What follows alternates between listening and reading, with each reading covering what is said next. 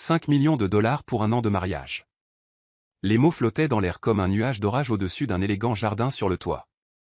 Violet Mitchell se figea, regardant l'homme en face d'elle comme s'il venait de l'inviter à dîner sur Mars.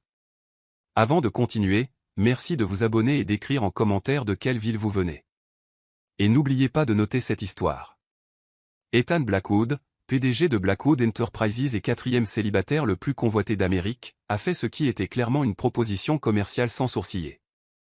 Excusez-moi, parvint finalement à dire Violette en repoussant une mèche de ses cheveux raides brun roux derrière son oreille. Est-ce que vous venez de me demander en mariage?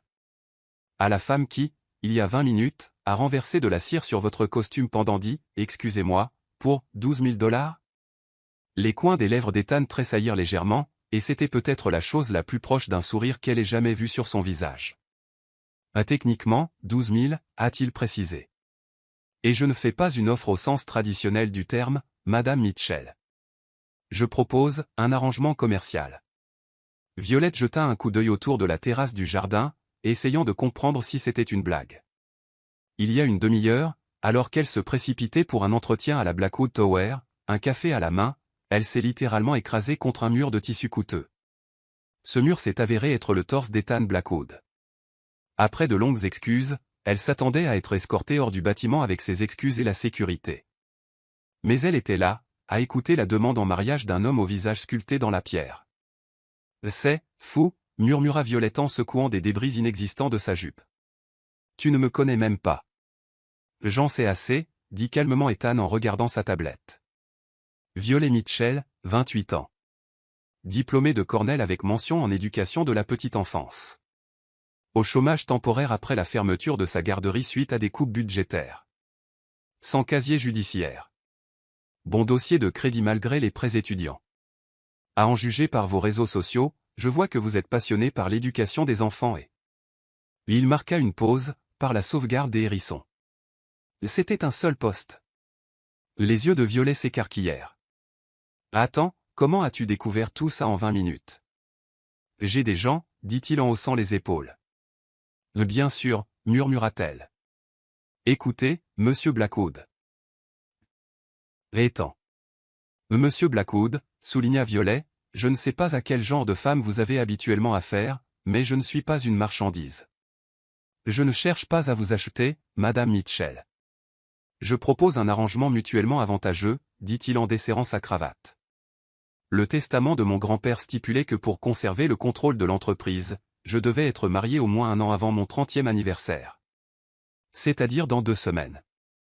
Et tu as décidé qu'une femme inconnue qui ruinait ton costume deviendrait l'épouse idéale, gloussa Violette. Ses yeux d'acier froid rencontrèrent les siens. J'ai décidé qu'une femme qui proposait immédiatement de payer les dégâts argent qu'elle n'avait visiblement pas était digne de confiance. Cela témoigne de son caractère. Et de son efficacité. L'efficacité. Comme c'est romantique. L'amour n'est pas au programme, dit-il calmement. On se mariera, on vivra dans mon appartement, chacun dans sa chambre. On se présentera ensemble aux événements officiels, et puis on divorcera dans 1 an. Pas de scandale. Tu auras 5 millions de dollars, et moi, ma société. C'est simple. Et que se passera-t-il quand les tabloïds commenceront à fouiller dans mon passé? Ou tes partenaires commerciaux découvriront que tu as épousé un professeur que tu viens de rencontrer? Mon équipe de relations publiques créera une histoire crédible sur notre relation. Et les partenaires? Pour la première fois, une ombre d'émotion traversa le visage d'Ethan. Ils tournent déjà autour de moi comme des vautours. Ils attendent que je fasse une erreur. Mais je ne les laisserai pas faire. Violet aurait dû partir. N'importe quelle personne sensée l'aurait fait. Mais il y avait quelque chose de vulnérable dans sa voix. Quelque chose qu'elle ne s'attendait pas à entendre de la part d'un homme qui ressemblait à un briseur d'entreprise sans âme. Et les enfants, demanda-t-elle soudain. Ethan cligna des yeux, confus. Désolé? Les enfants. Sont-ils inclus dans cet accord? Absolument pas, répondit-il sèchement. C'est purement professionnel. Violette pensait à son appartement exigu avec son toit qui fuyait, à la pile de refus des garderies qui avaient gelé les embauches et aux factures médicales qui s'accumulaient suite à la récente opération de sa mère. J'ai besoin de certaines conditions, s'entendit-elle dire, étonnamment confiante, même à son égard. Cela les stupéfia tous deux. Le sourcil d'Ethan se haussa légèrement. Par exemple, je ne vais pas rester une épouse trophée assise dans ton appartement à ne rien faire. Je vais poursuivre ma carrière. Accepté. Je veux un contrat prénuptial pour que personne ne puisse retenir mon salaire après la fin de l'année. Mes avocats y travaillent déjà. Violet prit une profonde inspiration. Et encore une chose. J'ai besoin de votre aide pour créer un fonds d'alphabétisation pour les enfants. Quand tout cela sera terminé. Pas seulement financièrement. J'ai besoin de vos connaissances, de votre expérience et de vos relations. Cette fois, Ethan avait vraiment l'air impressionné. Vous n'êtes pas du genre à penser petit, mademoiselle Mitchell. Si je vends une année entière de ma vie, cela devrait valoir plus que de l'argent.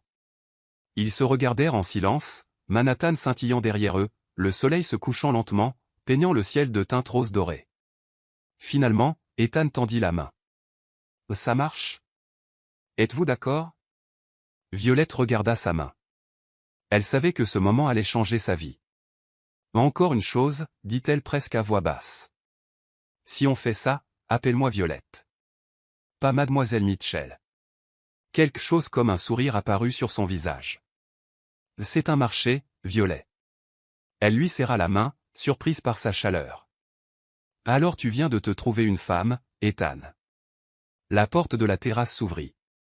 L'assistante d'Ethan, Diana, apparut. Monsieur Blackwood, le conseil d'administration vous attend dans la salle de conférence.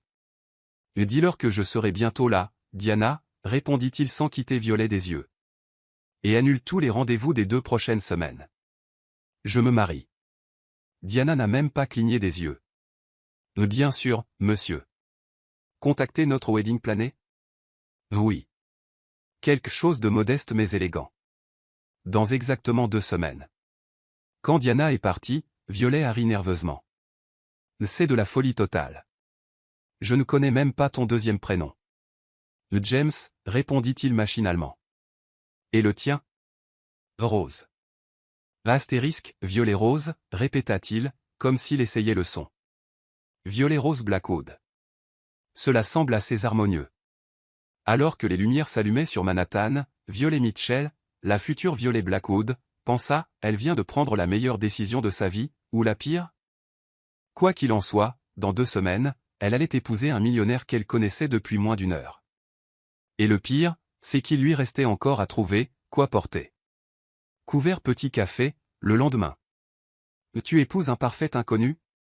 L'ami de Violet, Penny, laissa tomber sa fourchette, attirant les regards de tous ceux qui l'entouraient. Silence, siffla Violette en regardant autour d'elle. Ce n'est pas un parfait inconnu. Je le connais déjà. Elle regarda sa montre. Environ 48 heures. Les yeux de Penny s'écarquillèrent. Eh bien, si c'est le cas, c'est tout à fait logique. J'ai presque cru que tu étais fou. J'ai signé un accord de confidentialité de la longueur d'un roman, poursuivit Violet, ignorant le sarcasme. Techniquement, je ne suis même pas censé t'en parler. Un accord de confidentialité, pour un mariage? Aïe, ce n'est pas acceptable. Penny se pencha plus près, clairement alarmée. Que sais-tu vraiment de lui, à part qu'il est riche et qu'il a besoin d'une femme de toute urgence? Violette prit une gorgée pensive de son café. Ces 2 derniers jours, j'ai multiplié les rendez-vous, avec des avocats, des stylistes, des spécialistes des relations publiques. Il crée ma légende, la petite amie d'Ethan Blackwood, avec qui il sort en secret depuis longtemps. Elle froissa la serviette dans ses mains. Je sais qu'il travaille 18 heures par jour. Je sais qu'il boit du café noir avec une cuillère de sucre. Je sais qu'il donne des millions aux hôpitaux pour enfants, anonymement, sans aucune soif de gloire. Et je sais qu'il a été élevé par son grand-père après la mort de ses parents dans un accident de voiture quand il avait 12 ans. Penny fronça les sourcils. Eh bien, au moins tu as fait quelques recherches. Diana, son assistante, est une véritable encyclopédie ambulante sur Ethan Blackwood. Effrayante, mais utile. Violet resta silencieuse un instant. Écoutez, c'est juste une question de business. 1 an. 5 millions de dollars. Et ensuite, je pourrais créer mon propre fonds d'alphabétisation. Les enfants qui n'auraient pas un seul livre auront leur chance. Le jeu en vaut la chandelle. Penny regarda attentivement son visage. Et c'est vraiment tout ce que tu veux? Le fond? Avant que Violette puisse répondre, son téléphone vibra. Un nouveau message de Diana. Automobile, la voiture arrivera dans 5 minutes. Essayage d'une robe de mariée. Je dois y aller, dit Violette en préparant son sac. Il se trouve que j'ai un essayage. Penny lui attrapa le poignet. Fais attention, 6. Je sais que tu regardes ces films romantiques à l'eau de rose. Ne pense même pas que tu en fais partie. Violet la regarda dans les yeux et dit fermement. Crois-moi.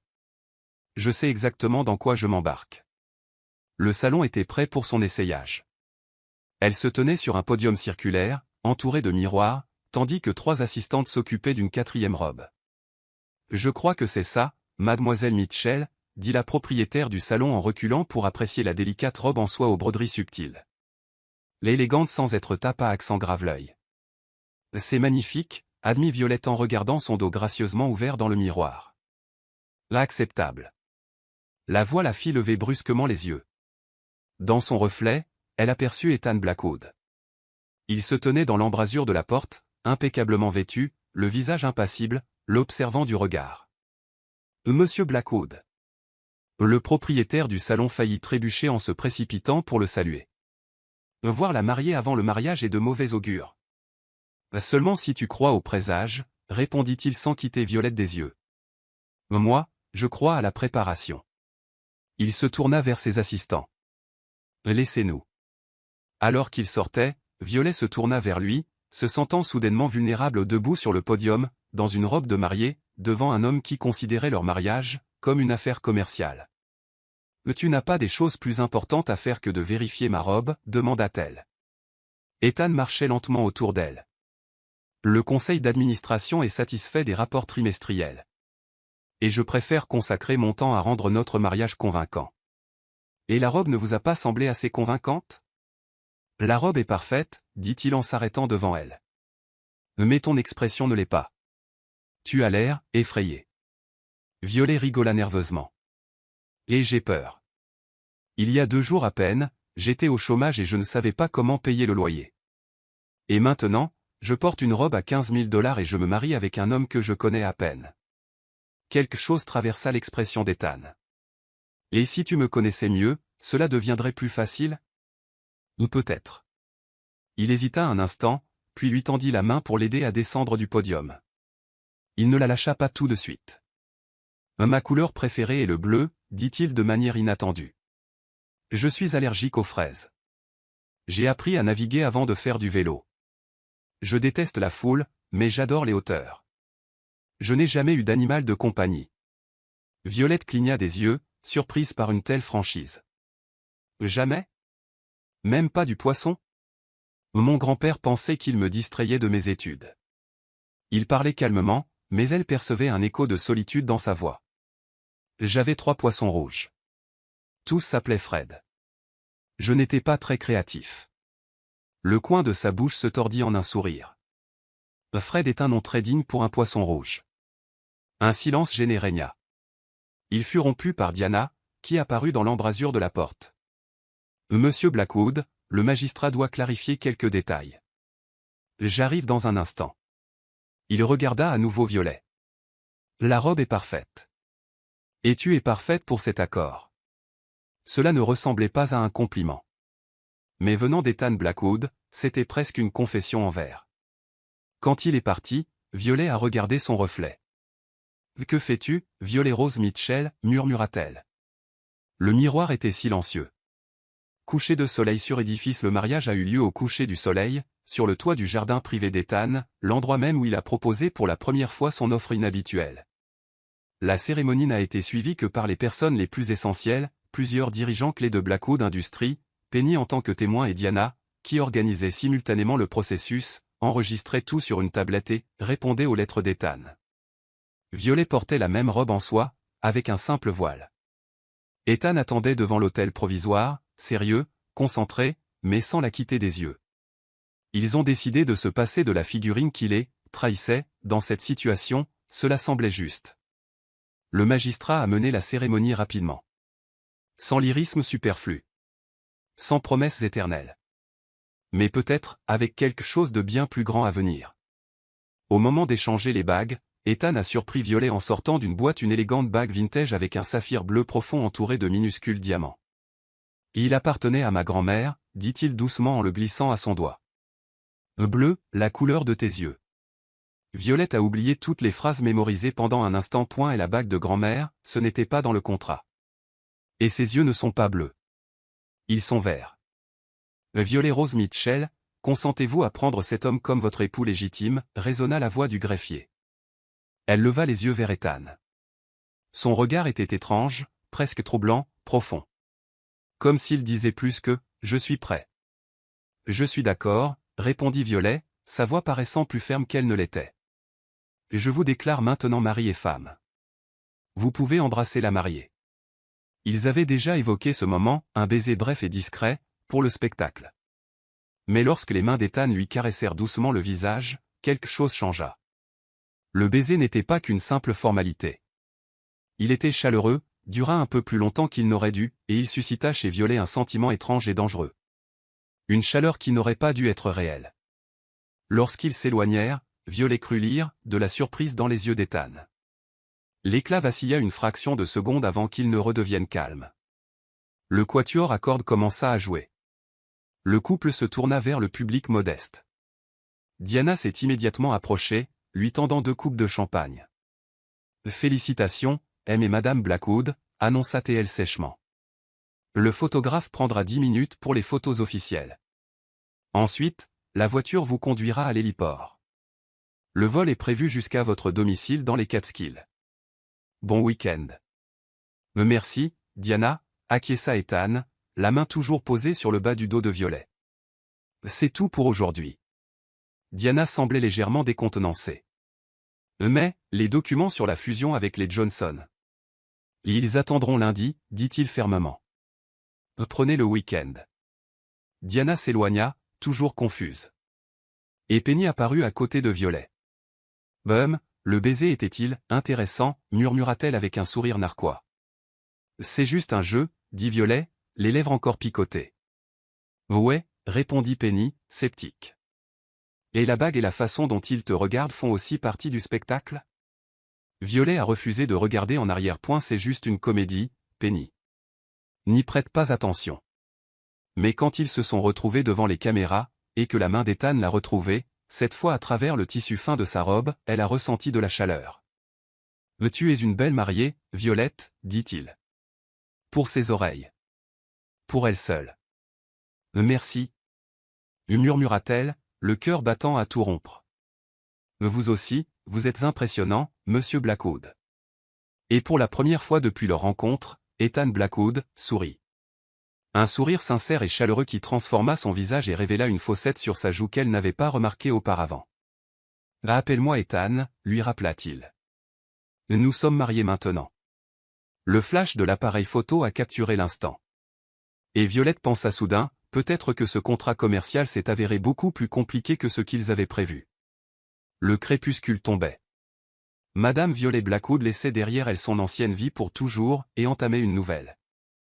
Avec un mari millionnaire, une bague en saphir et peut-être la nuit de noces la plus étrange de l'histoire.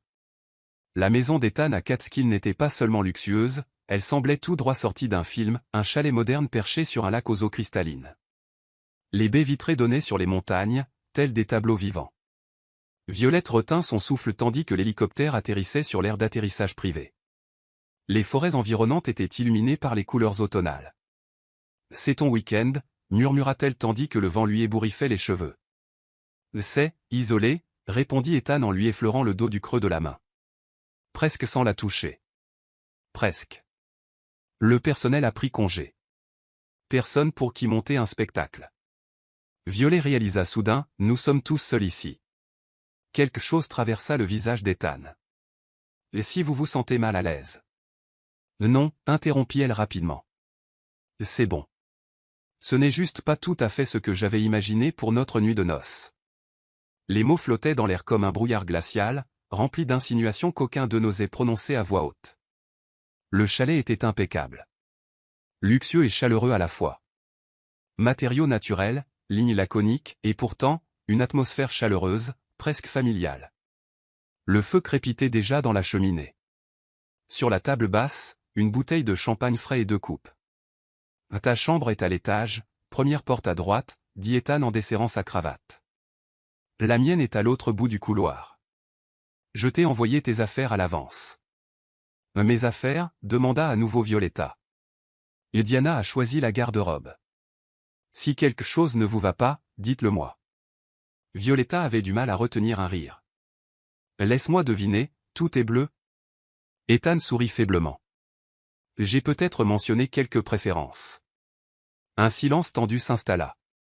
2 inconnus venaient de se jurer de passer leur vie ensemble, même temporairement. « Je devrais probablement. » Le Violetta fit un signe de tête en direction des escaliers. « Bien sûr, » acquiesça Ethan. « J'ai encore quelques coups de fil à passer. »« Serre-toi, tout ce que tu trouveras dans la cuisine est à toi. » Sa chambre s'avéra plus que spacieuse. Dans le placard se trouvaient des vêtements neufs à sa taille. Et sur la coiffeuse, des petits objets familiers, son parfum préféré, un peigne. Et une photo encadrée de ses parents. Celle-là même qui trônait toujours sur sa table de chevet. Ce geste la toucha. Vêtue d'un jean et d'un pull doux, Violetta commença à explorer la maison. L'espace, le silence, l'étrange sentiment d'irréalité, et soudain, elle se figea. Bibliothèque. Plus qu'une simple pièce remplie de livres, c'est un véritable trésor sur 2 étages. Avec des échelles sur rails, des coins lecture secrets près des fenêtres et des milliers de livres classés par genre et par auteur. « Oh mon Dieu !» murmura-t-elle en touchant les racines avec révérence. « Mon grand-père l'a construit », dit une voix derrière lui. Elle se retourna. Ethan avait aussi changé de vêtements, un jean foncé et une chemise ample. Il avait l'air, étonnamment, humain. Il croyait qu'une maison sans livres n'était qu'un bâtiment, pas une vraie maison. « Un homme sage », répondit-elle en sortant un exemplaire usé du jardin secret. « Mon préféré quand j'étais enfant. »« Moi aussi », admit-il. Puis il détourna le regard, comme gêné. « Même si je ne l'aurais pas admis à l'école. » Violetta a essayé d'imaginer un garçon cachant son amour pour l'histoire d'une fille qui a trouvé de la magie dans un jardin abandonné. « Vous veniez souvent ici quand vous étiez enfant ? » Rarement, répondit-il doucement en s'approchant de la fenêtre. Grand-père travaillait toujours. Les vacances étaient inappropriées. Il y avait une tristesse presque imperceptible dans sa voix. Mais elle était là. Et Violetta voulut soudain en savoir plus sur le garçon qui était devenu cet homme réservé, presque mécanique. « Tu as faim ?» Ethan changea brusquement de sujet. « Je ne suis pas chef, mais je sais faire des pâtes. » Sans y mettre le feu. Elle sourit. « Je cuisine très bien. Mais je vous préviens, c'est toujours le chaos autour de moi. »« Le chaos ?» demanda-t-il à nouveau, comme s'il entendait ce mot pour la première fois. De la farine sur la table, des gouttes de sauce partout, mais le résultat en vaut la peine. Elle s'attendait à un refus. Ethan Blackwood ne semblait pas être du genre à tolérer le désordre. « Je prends un risque, dit-il finalement. Mais seulement parce qu'il n'y a pas de témoin. » Dans la cuisine, c'était clair, cuisiner avec Ethan, c'était comme danser sur des rythmes opposés. Elle était improvisée. Un peu de ceci, un peu de cela. Lui, précision, calcul. Là où elle mélangeait avec ses mains, il prenait une cuillère doseuse. « Sérieusement, tu n'as jamais fait ta propre sauce ?» demanda-t-elle en montrant comment écraser de l'ail avec le côté plat d'un couteau. « Dans les restaurants où je vais, c'est généralement inclus dans le service », a-t-il répondu sèchement. « Tu ne voulais pas l'apprendre toi-même ?» Il se tut, concentré sur l'ail. « Mon grand-père pensait que certaines tâches étaient mieux confiées à des professionnels. »« Et qu'est-ce que tu as compté ?» Ethan leva les yeux. Leurs regards se croisèrent. Il y avait quelque chose d'inattendu dans son regard. C'était comme si quelque chose d'oublié depuis longtemps s'était réveillé en lui. « Je n'ai jamais vraiment envisagé d'autres options. » Tandis qu'il travaillait, Violet remarqua qu'Ethan se détendait peu à peu, ses mouvements devenant moins rigides, ses réactions moins mesurées. Lorsqu'elle lui éclaboussa accidentellement la joue de sauce tomate en lui décrivant vivement ses projets pour son association, elle se figea, s'attendant à de l'irritation. Au lieu de cela, il leva lentement la main, essuya la sauce avec un doigt et la goûta. Nous avons besoin de plus de basilic, dit-il avec un sérieux absolu, mais une étincelle d'amusement brillait dans ses yeux. Violet sentit que quelque chose avait changé entre eux. Une petite fissure dans la façade professionnelle qu'il avait si soigneusement entretenue. Plus tard, alors qu'il mangeait sur l'îlot de cuisine plutôt que dans la salle à manger formelle, Ethan l'a surpris à nouveau. « Parlez-moi de vos projets pour le fond, dit-il en lui versant du vin. Et quelque chose de plus que les termes généraux de notre accord. Au cours de l'heure qui a suivi, Violet a partagé son rêve, des bibliothèques mobiles pour les quartiers à faible revenu, des programmes de lecture avec des enseignants à la retraite, des pôles technologiques où les enfants pourraient se connecter avec des auteurs du monde entier. Ethan écoutait attentivement, posant parfois des questions qui montraient qu'il réfléchissait vraiment à la logistique et à la durabilité de ses idées. « Mais tu as bien réfléchi à tout ça » commenta-t-il en aidant à débarrasser la vaisselle. Un autre moment inattendu de confort à la maison. « J'ai eu beaucoup de temps entre les refus d'emploi » a-t-elle admis. « C'est leur perte » dit simplement Ethan en lui tendant l'assiette de séchage. Ce compliment désinvolte l'a pris au dépourvu. Plus tard, sur la terrasse, emmitouflés dans des couvertures pour se protéger du froid automnal, ils contemplèrent le reflet des étoiles sur le lac. Le champagne était oublié tandis qu'il partageait des fragments de vie soigneusement sélectionnés, son enfance passée à se déplacer entre les bases militaires au gré des déploiements de son père, ses années en internat et dans les universités de l'Ivy League. « As-tu déjà fait quelque chose de complètement spontané » demanda Violette en se blottissant plus profondément dans sa couverture. « Quelque chose d'inefficace » Ethan réfléchit, son profil projeté par le clair de lune. « Un jour, j'ai conduit de Yale à Boston pendant une tempête de neige pour écouter un pianiste de jazz. C'était complètement irrationnel, voire dangereux. »« Pourquoi » demanda-t-elle avec curiosité. « Mon colocataire m'a dit que sa musique me ferait ressentir quelque chose de réel. » La voix d'Ethan s'adoucit. Il avait raison. Violette sourit, essayant d'imaginer un Ethan plus jeune, légèrement moins réservé, poussé par une telle impulsion. « Est-ce que ton grand-père a approuvé » Il ne l'a jamais su, admit Ethan, un sourire presque malicieux illuminant son visage. Il vaut mieux garder certaines inefficacités pour soi. Lorsque Violet bâilla, Ethan se leva immédiatement, lui tendant la main pour l'aider à se relever. « Tu dois te reposer.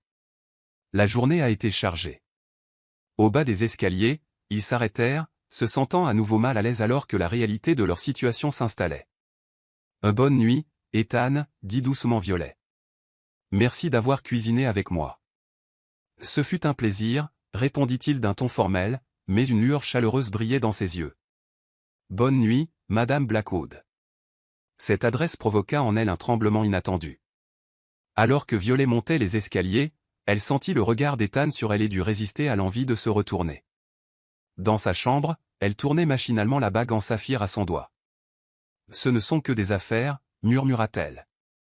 Ne l'oublie pas. » Mais quand elle s'endormit, ses rêves étaient remplis d'yeux, des yeux bleus qui semblaient la voir mieux que quiconque ne l'avait jamais vue auparavant. Leur week-end a marqué le début d'une nouvelle routine qui s'est poursuivie lorsqu'ils sont retournés à New York et ont commencé leur vie de couple officiellement marié. Pendant la journée, ils vivaient séparés, Ethan dirigeait Blackwood Enterprises avec sa précision habituelle, Violet se portait volontaire pour un programme de lecture pour enfants et élaborait des plans pour sa fondation. Mais les soirées les ont réunis, d'abord pour les événements publics obligatoires des jeunes mariés, puis, à leur surprise mutuelle, de leur plein gré. 3 semaines après leur mariage, Violet leva les yeux de son livre pour voir Ethan la regarder depuis la porte de leur salon commun. « Quoi » demanda-t-elle, soudainement gênée par ses lunettes et sa queue de cheval négligée. « J'ai une proposition, dit-il en s'asseyant en face d'elle. « Encore un, gloussa Violette. Le premier s'est très bien passé. » Un sourire traversa presque les lèvres d'Ethan. « Dîner d'affaires demain soir. Des investisseurs de Singapour.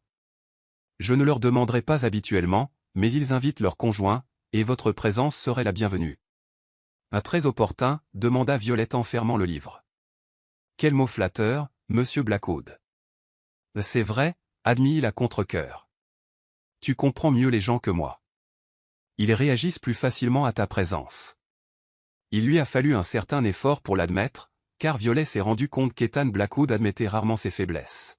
« Je le ferai, acquiesça-t-elle. Mais tu dois m'emmener à cette librairie de Brooklyn dont je rêve depuis si longtemps. »« Nous avons un accord, dit-il en tendant la main, comme pour une poignée de main. » Au lieu de cela, Violet lui tapa dans les mains, riant de sa confusion. C'est comme ça que les gens normaux concluent des accords informels, Ethan. Le lendemain soir, Violet s'est assise à côté d'Ethan dans un restaurant haut de gamme, charmant les investisseurs initialement réticents avec des histoires sur son expérience d'enseignement tandis qu'Ethan discutait des détails techniques de leur futur partenariat. Sous la table, son genou effleura le sien à plusieurs reprises, signe discret de la compréhension qui s'était développée entre eux alors que la conversation se déroulait sans heurts. « Votre femme est charmante, Monsieur Blackwood, dit Monsieur Chen tandis que le dessert était servi. Comment vous êtes-vous rencontrés?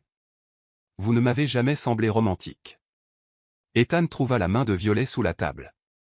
Ils ont répété une histoire concoctée par l'équipe de relations publiques, une rencontre fortuite lors d'un événement caritatif, une romance éclair qui a été gardée secrète jusqu'au mariage.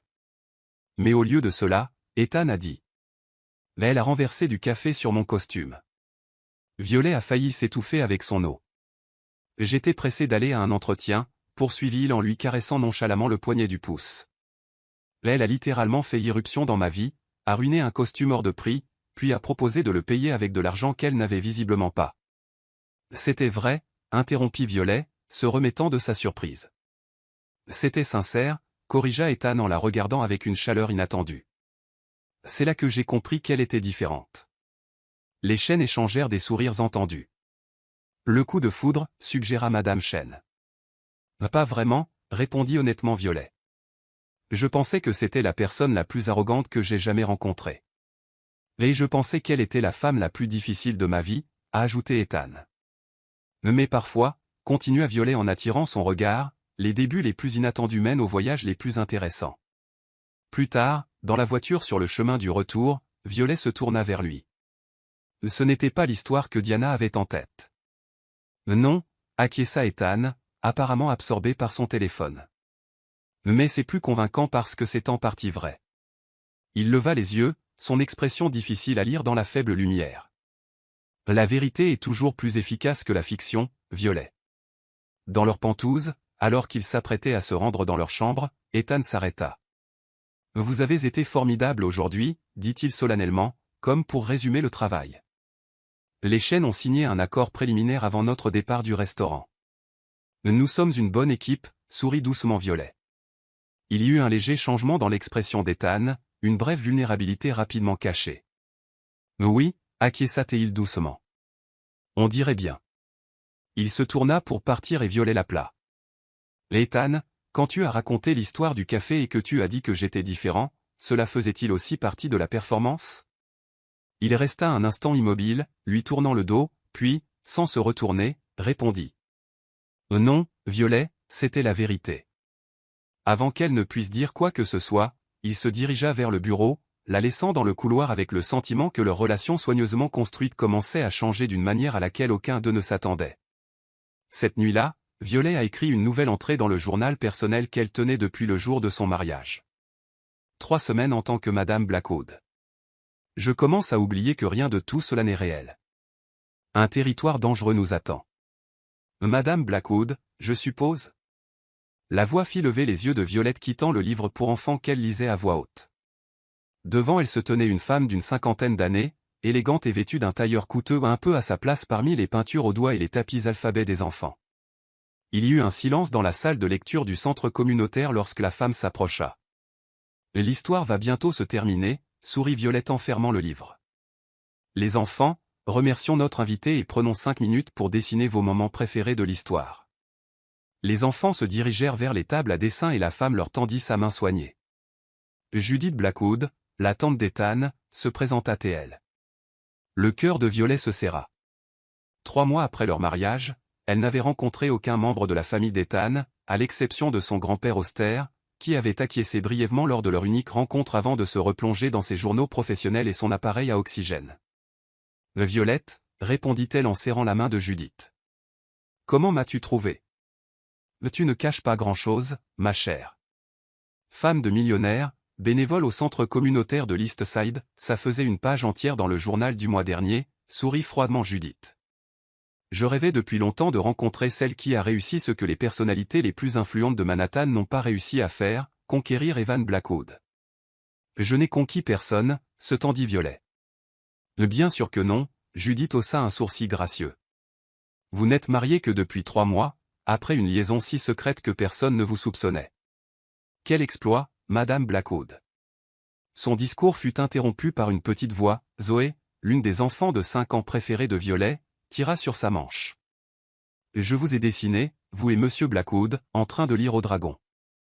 Violet s'assit, regardant les gribouillis colorés, reconnaissante de la pose. Très belle, Zoé. Et la bonne façon de le dire, c'est « draw » et non « drawing », tu te souviens? Tu es génial avec les enfants, a remarqué Judith après que Zoé se soit enfuie. J'étais institutrice de maternelle, admit Violet avec hésitation. Avant d'épouser l'un des hommes les plus riches de New York, ajouta Judith. C'est une coïncidence heureuse avec la fermeture de ton école. Violet sentit ses joues chauffer. Je dois retourner auprès des enfants. Bien sûr, acquiesça Judith en lui tendant sa carte de visite.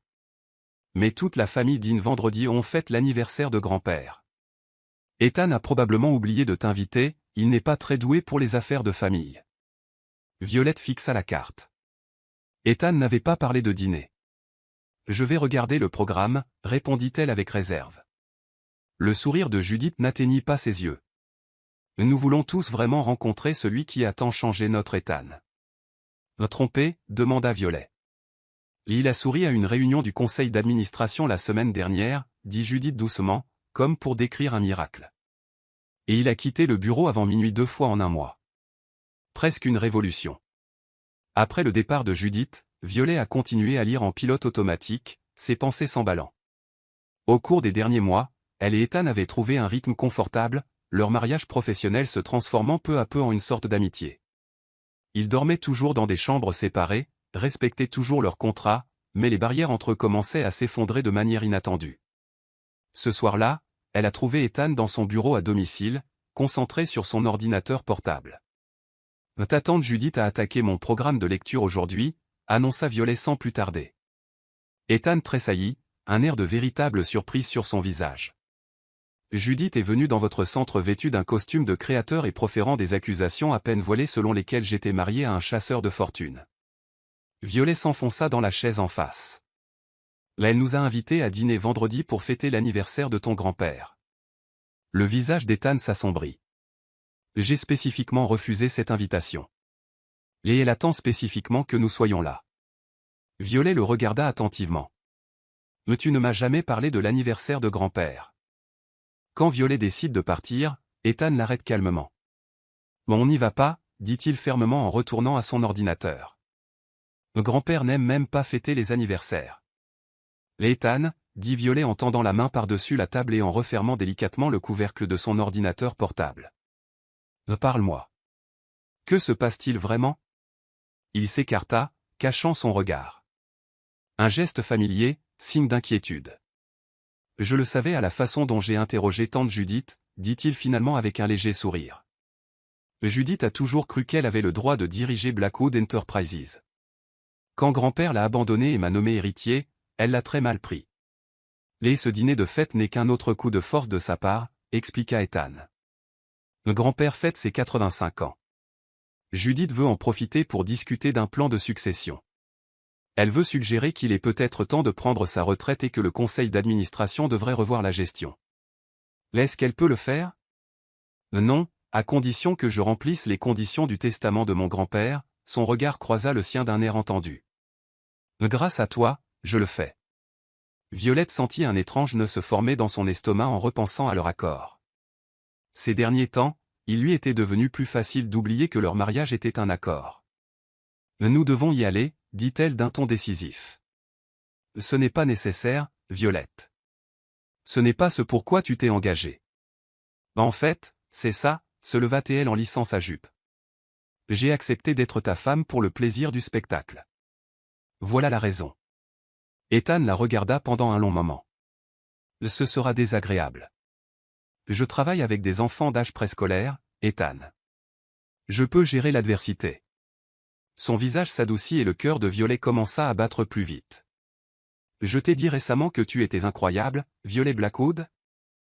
Pas depuis la semaine dernière, quand j'ai charmé ce client impossible de Munich, répondit-elle facilement, essayant de ne pas penser à la chaleur qui se répandit en elle à cause de son compliment. J'ai besoin des détails pour vendredi, combien de membres de la famille, quoi porter, quelle fourchette utiliser en premier. Kit de survie standard. Diana te dira tout, dit Ethan, avant d'hésiter. Mais il y a autre chose chez Judith. Elle bat les chiots et vole les bonbons au bébé. C'était la sœur de mon père, dit-il doucement. Et elle ne m'a jamais pardonné d'avoir survécu à cet accident, contrairement à lui.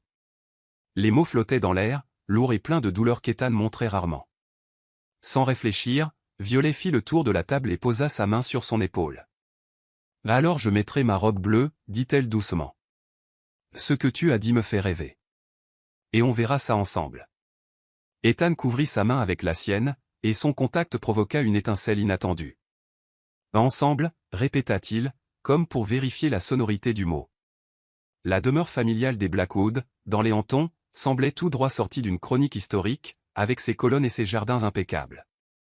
Tandis que leur voiture craquait sur le gravier, Violet se sentait un peu nerveuse. « Souviens-toi, dit doucement Ethan, ils ont plus peur de toi que tu n'as peur d'eux. » Violet rit malgré sa nervosité. « Comparez-vous votre famille à un zoo ? » « Si les chaussures me vont, marmonna-t-il avec un humour inattendu. Avant d'entrer, il lui prit la main. « Et si quelqu'un dit quelque chose d'inapproprié ? » « Je peux gérer ça, dit-elle avec assurance en lui serrant la main. Ce n'est pas la première réunion de famille difficile. La mère de mon ex a passé tout Thanksgiving à expliquer pourquoi l'enseignement n'était pas une vraie carrière. Une ombre assombrit le visage d'Ethan. Ton ex est un idiot. Pour ne pas m'avoir protégé ou pour m'avoir laissé partir, la taquina-t-elle. Pour les deux, répondit-il sérieusement, sans détourner le regard jusqu'à ce que la porte s'ouvre devant eux. À l'intérieur, la réunion de la famille Blackwood était aussi intimidante que Violette l'avait imaginé. Les proches d'Ethan ou élégants, habillés de façon formelle, le regard perçant et le sourire encore plus perçant la regardaient avec curiosité tandis qu'Ethan présentait les invités.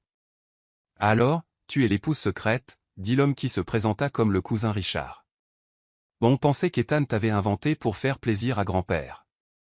Richard, prévint Ethan. Quoi ? Richard haussa les épaules. C'est ce que tout le monde pensait. Il se tourna vers Violet. Je dois admettre que c'était soudain. C'est souvent comme ça que ça se passe, répondit calmement Violetta. Comme ton 3e divorce, si je ne me trompe pas. Félicitations. Richard cligna des yeux de surprise et Ethan réprima à peine un sourire. Touche, Madame Blackwood, dit finalement Richard, levant son verre en son honneur et s'éloignant. Le rapport de Diana était exhaustif, dit doucement Violetta Itanu. Rappelle-moi de ne pas te sous-estimer, Niel, répondit-il avec une pointe d'ironie, la guidant à travers la pièce, sa main touchant légèrement le bas de son dos. Le dîner se déroula dans une somptueuse salle à manger qui aurait pu aisément accueillir une réception officielle. Violet se retrouva assise à côté d'Harold Blackwood, le grand-père d'Ethan, et Ethan s'assit en face, à côté de Judith. « Alors, dit Harold sans préambule, sa voix plus forte que son corps frêle ne le trahissait, êtes-vous institutrice de maternelle ?» Une ancienne enseignante, corrigea poliment Violetta. « Je développe actuellement un programme d'alphabétisation. » C'est honorable, acquiesça Harold. Même si l'idée d'apprendre à lire aux enfants n'est pas nouvelle. Peut-être, a convenu Violetta, mais donner accès à des livres et à un enseignement de lecture qualifié à chaque enfant, quelles que soient ses capacités financières, est déjà une véritable révolution. Harold haussa légèrement les sourcils. Ethan a dit que tu étais très passionné par ça. Je vois qu'il n'exagérait pas. Grand-père, intervint Ethan, Violetta a un business plan intelligent et bien pensé. Je l'ai étudié moi-même. Oh, intervint doucement Judith. C'est inhabituel de ta part, Ethan. Je ne me souviens pas que tu aies jamais montré un tel intérêt pour les projets de tes ex. Violetta n'est pas une ex, c'est une épouse, la voix d'Ethan se fit plus froide. Sa fondation deviendra un important programme de partenariat caritatif pour Blackwood Enterprises. La tête de Violetta se releva brusquement, elles avaient discuté de la fondation, mais pas d'une collaboration à si grande échelle. Comme c'est généreux, sourit Judith. Au fait, Harold, c'est peut-être le bon moment pour parler d'avenir. 85 ans, c'est un âge impressionnant. Je n'avais pas remarqué, répondit sèchement Harold. Ce que Judith veut dire, intervint Richard, c'est qu'il est peut-être temps de penser à un leadership plus partagé, surtout compte tenu des nouvelles responsabilités ménagères d'Ethan. Le visage d'Ethan se crispa. Mon mariage n'a en rien affecté ma loyauté envers l'entreprise. Bien sûr, rassura Judith. Mais les priorités changent. D'abord le mariage, puis peut-être les enfants. Violetta a failli s'étouffer avec son vin, les enfants n'étaient jamais évoqués et ils n'étaient pas d'accord. Judith, dit Harold sèchement, ce n'est pas un sujet approprié pour un dîner. Je ne suis pas d'accord, insista Judith. L'avenir de Blackwood Enterprises affecte tout le monde autour de cette table. Et même si Ethan a techniquement rempli les conditions du testament, on ne peut s'empêcher de douter de la sincérité d'un mariage aussi facile. Il y avait un silence de mort. Violetta sentit Ethan se tendre, vit ses doigts devenir blancs sur sa fourchette. « Madame Blackwood, dit Judith avec un sourire carnassier, pourriez-vous nous éclairer? Comment vous êtes-vous rencontrés, Ethan? Le temps semble très court. » Avant que Violetta ne puisse répondre, la voix d'Ethan coupa l'attention. « Assez, Judith. Je parle juste, cher neveu. Nous connaissons à peine ta future épouse. Alors laissez-moi vous la présenter comme il se doit, dit Ethan d'une voix douce, mais avec une détermination dangereuse. Violet est diplômée de Cornell avec mention. Elle a développé des programmes de lecture innovants qui ont permis d'augmenter les taux d'alphabétisation de 30% dans les écoles peu performantes. Elle parle couramment 3 langues, fait du bénévolat 20 heures par semaine sans avoir besoin d'aide, et a plus d'intégrité dans son petit doigt que la plupart d'entre nous réunis. Il y eut un silence à la table, Ethan Blackwood n'était pas enclin au discours passionné, surtout lorsqu'il s'agissait de personnes. Et plus important encore, continua-t-il en regardant Violet dans les yeux de l'autre côté de la table, au cours de ces 3 mois, elle m'a rendu plus heureux que pendant toute la dernière décennie. Donc, si quelqu'un présent a encore des questions sur l'authenticité de notre relation, veuillez me contacter. Dans le silence oppressant qui suivit ces mots, Harold Blackwood rit soudain un rire sec et rare, comme s'il ne s'était pas permis une telle faiblesse depuis longtemps. « Bravo, Ethan », acquiesça le vieil homme d'un air approbateur. « Bon, j'imagine que j'ai un gâteau quelque part pour cet anniversaire que je suis censé fêter. Oublions les affaires pour une soirée, d'accord ?» Plus tard, alors qu'ils étaient sur le point de partir, Harold prit Violet à part pendant qu'Ethan prenait leur manteau. « Vous nous avez tous surpris, jeune fille, dit-il sans préambule. Moi surtout. Avec quoi, monsieur Blackwood? Harold, s'il te plaît. Il la regarda attentivement avec ses yeux perçants. Je connais mon petit-fils depuis toujours. Je ne l'ai jamais vu regarder quelqu'un comme il te regarde. Nous prenons soin les uns des autres, dit Violet prudemment. Exactement, acquiesça Harold. Je ne pense pas que vous vous doutiez tous les deux à quel point la situation est devenue plus grave. Violet était stupéfaite. Je ne comprends pas très bien ce que tu veux dire. La main usée par le temps d'Harold toucha doucement la sienne. Ma chère, je n'ai pas bâti un empire par inattention. Ce qui vous lie devient quelque chose de complètement différent. Avant que Violet ne puisse répondre, Ethan revint en les regardant avec suspicion. Mon grand-père t'interroge, Violette? Je fais juste connaissance avec ma belle-fille, répondit Harold innocemment. Un privilège que vous me refusez depuis 3 mois. Une erreur fatale, dit Ethan sèchement, aidant Violet avec son manteau. Je te le rappellerai régulièrement, promit le vieil homme avec une lueur malicieuse dans les yeux. Elle est trop bien pour toi, ajouta Harold. Je suis d'accord avec ça, sourit Ethan, sa main posant instinctivement sur le bas du dos de Violet. C'est la seule chose que Judith a bien faite aujourd'hui, murmura Violet pour elle-même. Dans la voiture, en route vers Manhattan, ils restèrent assis dans un silence confortable jusqu'à ce que Violet brise le silence. Vous pensiez vraiment ce que vous avez dit à propos du fonds, à savoir qu'il s'agirait d'un projet conjoint des Blackwood? Ethan la regarda. Bien sûr. Les avocats préparent les documents depuis plusieurs semaines. J'attendais le bon moment pour en discuter avec vous. Et les autres mots, hésita-t-elle. À propos de moi qui te rendait heureuse. C'était un jeu. La voiture a ralenti à un feu rouge, mettant en valeur le profil d'Ethan avec les lampadaires. Il resta silencieux pendant un long moment. Ethan. Non, dit-il finalement à voix basse. Ce n'était pas un jeu. La lumière a changé et la voiture a continué à avancer, les emmenant dans la nuit et les limites de plus en plus floues de leur accord. Dans le Penthouse, ils s'arrêtèrent dans le couloir entre leurs chambres séparées. Merci pour aujourd'hui, dit Ethan d'un ton formel. Tu as été utile, sourit Violet, paraphrasant ces mots d'il y a quelques mois. C'est nécessaire, corrigea Théil doucement. Quelque chose de nouveau planait entre eux, une tension qui s'accumulait depuis des semaines, peut-être des mois. Ethan fit un pas plus près, si près que Violet pouvait sentir la chaleur qui émanait de lui. Violette, commença-t-il d'une voix rauque. Une sonnerie perçante du téléphone interrompit le moment. Ethan ferma les yeux un instant, puis recula pour regarder l'écran. Tokyo, dit-il avec regret. Je dois répondre. Bien sûr, acquiesça Violet, essayant d'avaler sa déception grandissante. Bonne nuit, Ethan. Dans sa chambre, Violet ôta ses talons et s'assit sur le bord de son lit, rejouant mentalement chaque instant de la soirée, en particulier la défense passionnée d'Ethan à son égard pendant le dîner. C'était réel. Il était réel. Son téléphone vibra, un message de Penny. Comment s'est passé ce dîner d'enfer, Luelle? C'est compliqué, a-t-elle répondu. Les dîners ou tes sentiments, fut la réponse immédiate. Violet fixait l'écran, incapable de trouver des mots qui ne l'effrayeraient pas.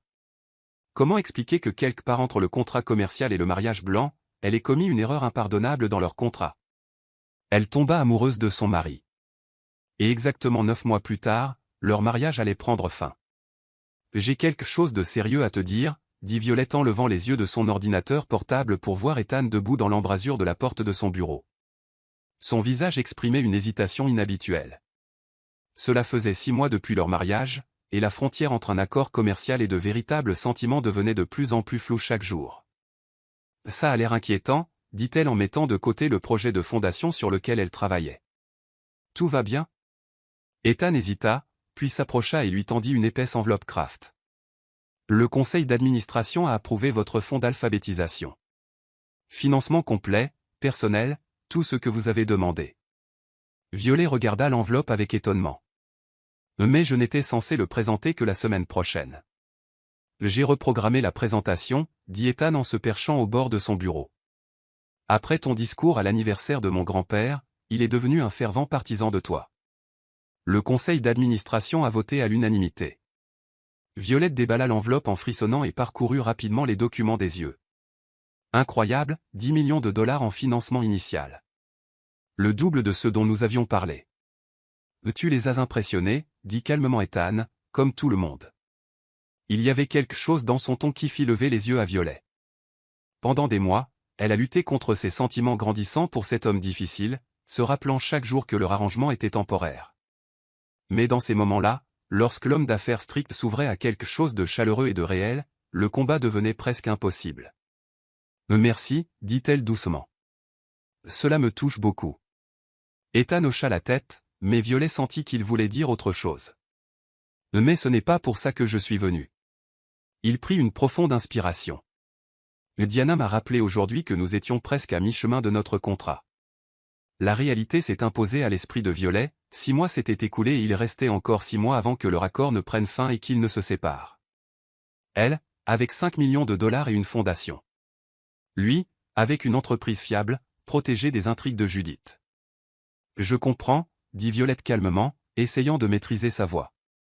Y a-t-il quelque chose que nous devons revoir? Un événement ou une apparition publique? Non, répondit Ethan en se levant et en s'approchant de la fenêtre. Je voulais discuter de la possibilité de reconsidérer nos conditions. Le cœur de Violet se serra. Quelles conditions exactement? Alors qu'Ethan se tournait vers elle, le masque d'homme d'affaires au sang-froid qu'il portait depuis leur première rencontre disparut. Elle a été remplacée par un regard de vulnérabilité qu'elle ne voyait que dans de rares moments sans protection. Tout le monde, dit-il doucement. Avant qu'elle puisse répondre, le téléphone d'Ethan sonna. C'est grand-père. Je dois répondre, dit-il avec un silence. On continuera la conversation ce soir. J'ai réservé une table pour 8 personnes au Sarafina. Violet hocha la tête, son esprit fonctionnant à plein régime. Je serai prêt. Lorsqu'il est parti, elle s'est assise, incapable de quitter des yeux les documents de fondation. Renégocier les termes. Qu'est-ce que cela signifiait exactement? Le téléphone a sonné à un message de Penny, problème avec le café. Au bureau en urgence. Dans 20 minutes. 20 minutes plus tard, Violet faisait les 100 pas dans le petit bureau de Penny, parlant de sa conversation avec Ethan. Il veut reconsidérer les termes, a-t-elle conclu, mais il n'a pas dit exactement comment. Penny se pencha en arrière sur sa chaise, regardant attentivement son ami. N'est-ce pas évident? Il veut tout finir plus tôt. Violet avait l'impression d'avoir été frappée. Quoi? Pourquoi penses-tu ça? Vi, sois réaliste. Il a obtenu ce qu'il voulait. Il a le contrôle de l'entreprise. Judith s'est retirée. Le conseil d'administration le respecte. Et il a accéléré le lancement de ton fonds en doublant le financement. Un moyen. Peut-être qu'il prépare une sortie sans encombre pour vous. Le fonds est votre condition. Vous disposez désormais du fonds et de plus d'argent que prévu dans l'accord initial. Violet s'enfonça dans sa chaise, la réalisation la frappant comme un coup physique. Je n'y ai même pas pensé, a-t-elle déclaré. Parce que tu es amoureuse de lui, ajouta doucement Penny. Je ne suis pas amoureuse, commença automatiquement Violet, mais elle se tut soudainement. Est-ce que c'est si visible? Seulement pour ceux qui ont des yeux, soupira Penny. La question est, qu'est-ce que tu vas faire? Que puis-je faire? Nous avions un accord. S'il veut tout terminer plus tôt que prévu. Alors, Dieu merci, tu t'es éloigné avant de t'enfoncer davantage, dit Penny fermement. 6. Tu mérites quelqu'un qui t'aime vraiment, pas pour une affaire. Violet faisait tournoyer la bague en saphir dans ses mains, une bague à laquelle elle s'était tellement habituée qu'elle oubliait parfois qu'elle faisait simplement partie de leur production complexe. Mais tu as raison, dit-elle finalement. Je l'écouterai ce soir et me préparerai à la suite. Le bon restaurant italien était plus calme que d'habitude, leur table d'angle offrant l'intimité nécessaire à une conversation importante. Ethan est arrivé tôt, ce qui était inhabituel. Il était généralement à l'heure. Son apparence était encore plus surprenante. Au lieu de son habituel costume impeccable, il portait un jean foncé et un pull bleu marine, ce qui rendait son regard encore plus brillant et profond. Tu as l'air différent, remarqua Violet en s'asseyant. Est-ce bon ou provoquant, demanda-t-il avec un léger sourire. Juste différent, dit-elle, hésitant à préciser que son style décontracté le rendait encore plus irrésistible. Presque comme une personne normale, pas comme Ethan Blackwood, le génie des PDG.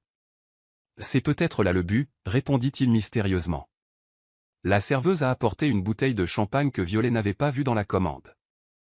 Monsieur Blackwood a choisi celui-ci plus tôt, expliqua-t-elle en versant les verres. Puis-je vous accorder un instant avant de prendre votre commande? Après son départ, Violet haussa un sourcil. Et du champagne? On fait quelque chose? Peut-être, répondit Ethan, l'air soudain un peu nerveux. Tout dépend de notre conversation. Violet rassembla ses pensées, se rappelant les paroles de Penny à propos de la possibilité de négocier leur accord. Oui, soupira-t-il profondément. Violet, ces 6 derniers mois ont été une surprise pour moi. Nous étions d'accord pour une année entière, dit-elle rapidement, essayant de détendre l'atmosphère. Mais si vous pensez que notre accord a rempli son rôle. Quoi? Ethan avait l'air vraiment abasourdi. Non, ce n'est pas ça. Il passa la main dans ses cheveux, un geste que Violet comprit désormais comme le signe d'un véritable trouble intérieur. Je m'y prends mal. Ethan, dit doucement Violet, quoi que tu veuilles dire, dis-le. On a toujours été honnêtes l'un envers l'autre, du moins en privé.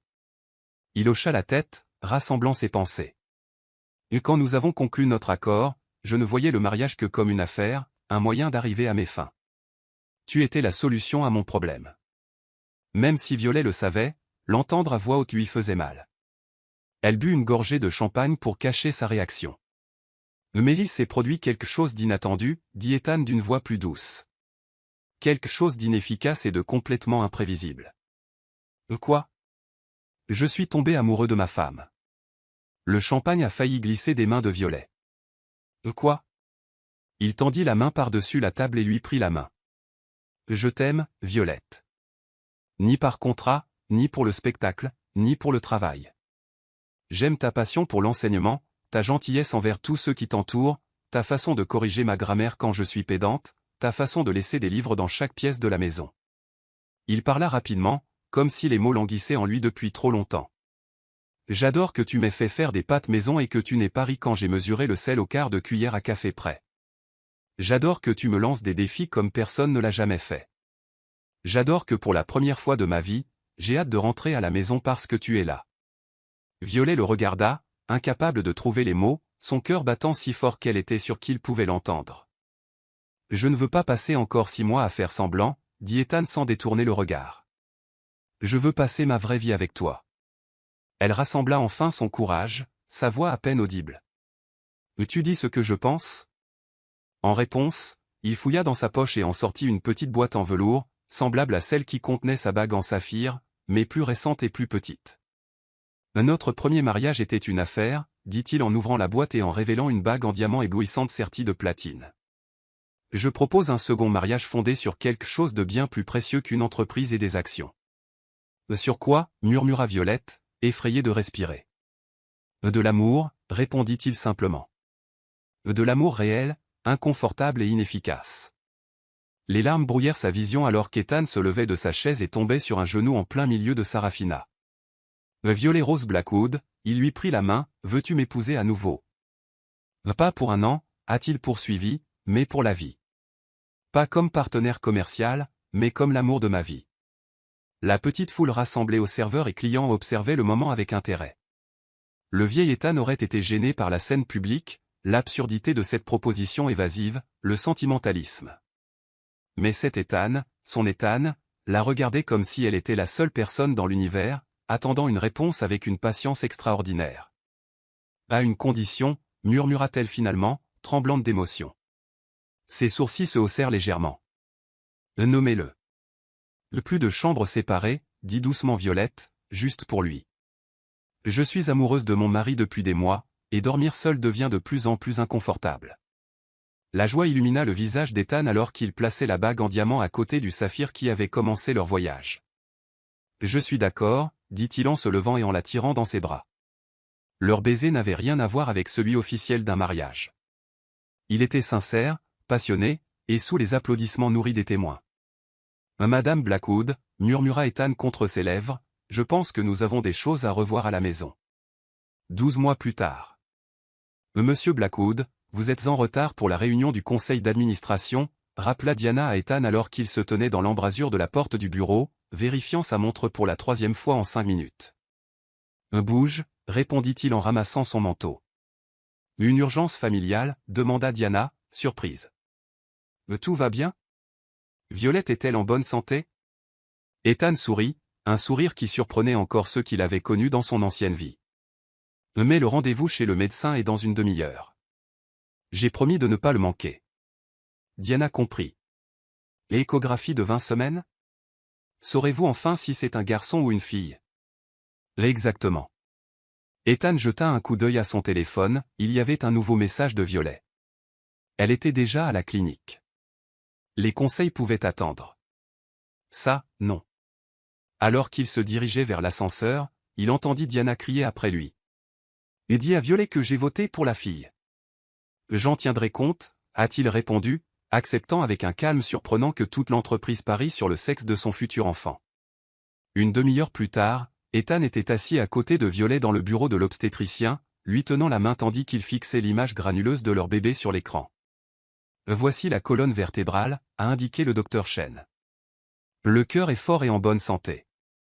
Si tu veux connaître le sexe du bébé tout de suite. Le Violet serra la main d'Ethan. Nous le voulons, ont-ils répondu en chœur. Félicitations, sourit le médecin. Vous attendez une fille. Ethan sentit une boule dans sa gorge en regardant le petit être humain qu'ils avaient créé, une fille qui grandirait entourée de livres et d'amour, et qui n'aurait jamais à connaître la même solitude qui avait défini sa propre enfance. Ma fille, répéta-t-il doucement en déposant un baiser sur la tempe de Violette. Parfaite. Plus tard, alors qu'elle se promenait dans Central Park, Violet s'est assise sur un banc, tenant doucement son ventre. Ton grand-père va être vraiment insupportable maintenant, dit-elle en riant. Il était persuadé que c'était une fille depuis le début. Un grand-père est toujours sûr de tout, répondit sèchement Ethan en s'asseyant à côté de lui. Mais même une horloge cassée donne l'heure exacte 2 fois par jour. Violet rit en s'appuyant contre son épaule. Je me disais, et si on l'appelait Elena, suggéra Violetta, se souvenant du jardin secret, le livre qu'elles avaient trouvé ensemble dans la bibliothèque du grand-père d'Ethan le soir de leur mariage. leur première vraie rencontre, en dehors des relations professionnelles. Ethan prononça le nom à voix haute, comme pour le goûter, et le nonna Rose Blackwood. « Tu veux utiliser mon deuxième prénom ?» Violetta était surprise. « Ça a l'air de lui aller parfaitement, » dit-il en passant son bras autour de ses épaules. « Mais quelque chose d'ancien, quelque chose de nouveau. » Violetta sourit et le regarda. « Et quelque chose de pris, et quelque chose de bleu. » Une bague en saphir, acquiesça Ethan, son regard glissant sur sa main, où les deux bagues scintillaient, le saphir de son premier mariage, le diamant de son second. « T'ai-je déjà dit pourquoi cette bague en particulier ?» demanda-t-il doucement. « Tu as dit que c'était la bague de grand-mère » rappela Violetta. « Et qu'elle était assortie à la couleur de mes yeux. » Très romantique, même si ce n'est pas tout à fait vrai, mes yeux sont verts. Ethan sourit en secouant la tête. « Ce n'est pas une question d'yeux. C'est une question d'histoire. » « Et quelle histoire ? » « Mon grand-père a offert cette bague à ma grand-mère quand ils étaient jeunes, » commença-t-il. Leur mariage était arrangé à l'union de deux familles. Ils se connaissaient à peine lorsqu'ils se sont mariés. Les yeux de Violetta s'écarquillèrent. « Comment allons-nous ?»« Comme nous, » confirma Ethan. Un grand-père disait qu'avec le temps, ils étaient tombés profondément amoureux. Ce qui était un devoir est devenu la plus grande joie de sa vie. « Mais tu ne m'as jamais dit ça » murmura Violetta. Je refusais d'admettre que je voyais des similitudes entre nous, a-t-il admis. Et j'espérais secrètement que nous connaîtrions la même fin heureuse. Et maintenant, Ethan posa sa main sur son ventre arrondi, sentant leur fille donner des coups de pied sous sa paume. Je comprends maintenant pourquoi mon grand-père a insisté sur la clause de mariage dans son testament. Il ne cherchait pas seulement à assurer l'avenir de l'entreprise, il garantissait mon avenir. Un vrai entremetteur, ton grand-père, taquina Violetta avec un sourire. Un vrai stratège, corrigea Ethan, même si je doute qu'il s'attendait exactement à ce résultat. Assis ensemble sous le chaud soleil d'automne, Ethan pensait au chemin qui les avait menés ici, des taches de café sur son costume à la famille qu'ils avaient créée. Ce qui avait commencé comme le geste le plus calculé de sa vie s'est transformé en l'aventure la plus belle et la plus imprévisible. « À quoi penses-tu » demanda Violetta, remarquant sa prévenance. « L'inefficacité » répondit-il en l'embrassant tendrement. « Et comme j'en suis reconnaissant. » Eleanor Rose Blackwood est née un matin enneigé de février, un petit bout de chou rose avec les yeux verts de sa mère et l'expression sérieuse de son père. Dès les premières minutes de sa vie, elle a conquis le cœur d'Ethan Blackwood, autrefois le PDG le plus redoutable de Manhattan. La fondation pour l'alphabétisation de Violetta a prospéré, s'étendant à 15 villes et fournissant à des milliers d'enfants défavorisés des livres et des programmes éducatifs. Violetta a combiné la maternité et la passion pour l'éducation, trouvant une harmonie qui l'a complètement comblée. Ethan est resté PDG de Blackwood Enterprises, mais avec une nouvelle philosophie. Il dînait à la maison presque tous les soirs, prenait des vacances et mettait en œuvre des politiques progressistes de garde d'enfants dans l'entreprise, qui sont devenues la norme du secteur. À la surprise générale, les bénéfices ont augmenté sous sa nouvelle direction. Judith a finalement admis que son neveu s'était vraiment attaché à ça, marié arrangé, surtout après l'avoir vu changer une couche lors d'une réunion de famille, quelque chose que le vieux Ethan n'aurait jamais fait. Harold a vécu assez longtemps pour voir le 3e anniversaire de son arrière-petite-fille, lui apprenant les échecs et lui offrant des biscuits en cachette lorsque ses parents ne regardaient pas. Lorsqu'il est décédé paisiblement, il lui a laissé une bibliothèque dans la maison des Catskill afin que la tradition des livres et de la lecture se perpétue pour une autre génération. Et Penny est devenue la marraine d'Eleanor et n'a jamais cessé de rappeler à Violetta que c'était elle qui avait remarqué en premier que le couple tombait amoureux, avant même qu'ils ne s'en rendent compte eux-mêmes. Et à chaque anniversaire de leur premier mariage, Ethan et Violet retournaient dans le même jardin sur le toit où il avait proposé son accord commercial. Ils apportaient du champagne et le vieux contrat, celui qui avait tout déclenché. En le décomposant en morceaux de plus en plus petits, ils effectuaient une petite cérémonie de rupture des conventions qui les avaient autrefois liés. « À la pire décision commerciale de ma vie », dit Ethan en levant son verre, un sentiment chaleureux d'amour brûlant dans ses yeux. « Et pour le mieux », répondait toujours Violette avant d'embrasser l'homme qui avait été son mari temporaire et qui était devenu son amour pour toujours.